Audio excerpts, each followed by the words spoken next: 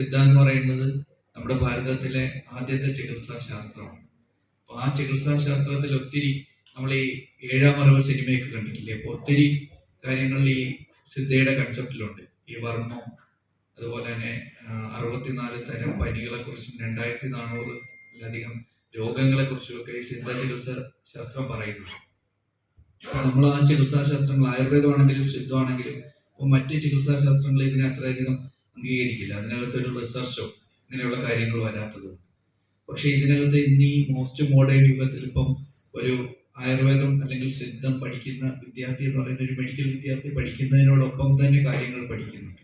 Allopathy ആണെങ്കിലും pathology ആണെങ്കിലും anatomy ആണെങ്കിലും ആ വിദ്യാർത്ഥികൾ പഠിക്കുന്നുണ്ട്. അപ്പൊ ഇതൊരു ഭാരതത്തിന്റെ ഋഷിപ്രോക്തമായ ഒരു ശാസ്ത്രത്തിൽ നിന്നും തുടങ്ങി ഇന്ന് ഈ റിസർച്ചിന്റെ മേഖലയിൽ എത്തി നിൽക്കുന്ന ഒരു റവല്യൂഷൻ ഉണ്ട്. ആ റവല്യൂഷൻ ആളുകൾക്ക് മനസ്സിലാവുന്ന രീതിയിൽ ഒരു ഏരിയ നമ്മൾ ക്രമീകരിച്ചിട്ടുണ്ട്.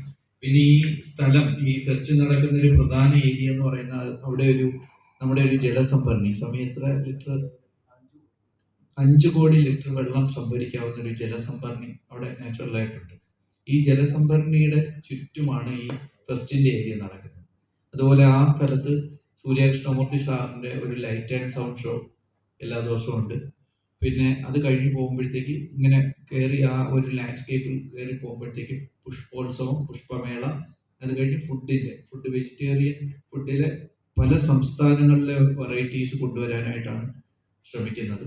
പിന്നെ മെഗാ ഷോസ് നടക്കുന്ന ഇവന്റ്. ഈ മെഗാ ഷോസ് പല ചാനലുകളുമായിട്ട് പത്രങ്ങളുമായിട്ടൊക്കെ അസോസിയേറ്റ് ചെയ്ത് ഓരോ ദിവസം നടത്താം. പിന്നെ അത് കൂടാതെ തന്നെ നമ്മുടെ ഈ ഫെസ്റ്റ് കാണാനെത്തുന്ന ആളുകൾ, കലാകാരന്മാരായിട്ടുള്ളവർക്ക് ഈ അവരുടെ കഴിവുകൾ, അവരുടെ സർഗവാസനകൾ അവതരിപ്പിക്കാനുള്ള ഒരു വേദി കൂടി ഇതിനോടൊപ്പം അറേഞ്ച് ചെയ്യുന്നുണ്ട്. ഒത്തിരി വളരെ വെറൈറ്റി ആയിട്ട് എങ്ങനെയൊക്കെ ചെയ്യാം എന്നുള്ളതാണ് നമ്മൾ പിന്നെ ഇതിന്റെ ഒരു പ്ലാനിങ്ങിൽ പോകുന്നത്. നമ്മൾ ശരിക്കും ഓണത്തിന്റെ ആ ഒരു സമയത്ത് തുടങ്ങാം എന്നൊക്കെ വിചാരിച്ചതാണ്. പക്ഷേ നമ്മൾ ഏതെങ്കിലും കൊണ്ടുവന്നൊരു ശാന്തിഗിരി ആശ്രമം ചെയ്യുമ്പോൾ അതൊരു തട്ടിക്കൂട്ടാവരുത്. അതൊരു കൃത്യമായ ആളുകൾക്ക്, നമ്മളെ എല്ലാവരെയും സംബന്ധിച്ച് നമ്മളെല്ലാവരും ഒരു ഉത്സവപ്രിയരാണ്, അല്ലെങ്കിൽ ഒരു സന്തോഷം. നമ്മുടെ ഈ ദുഃഖങ്ങളും നമ്മുടെ അതിജീവനം എന്നൊക്കെ പറയുന്നത് നമ്മുടെ ഗൃഹാതുരത്വം അല്ലെങ്കിൽ നമ്മുടെ സന്തോഷം, മനസ്സിലെ ഉള്ളിലെ സന്തോഷത്തെ നമ്മൾ വീണ്ടെടുക്കുമ്പോഴാണ്. അപ്പോൾ അങ്ങനെയുള്ള ഒരു സന്തോഷത്തിന് വീണ്ടെടുക്കലിന്റെ വേദിയായി, വിനോദത്തിനൊപ്പം വിജ്ഞാനത്തിന്റെയും ഒരു വേദിയായി ശാന്തിഗിരി ഫെസ്റ്റ് മാറണം എന്നാണ് ഞങ്ങളുടെ എല്ലാം ആഗ്രഹം.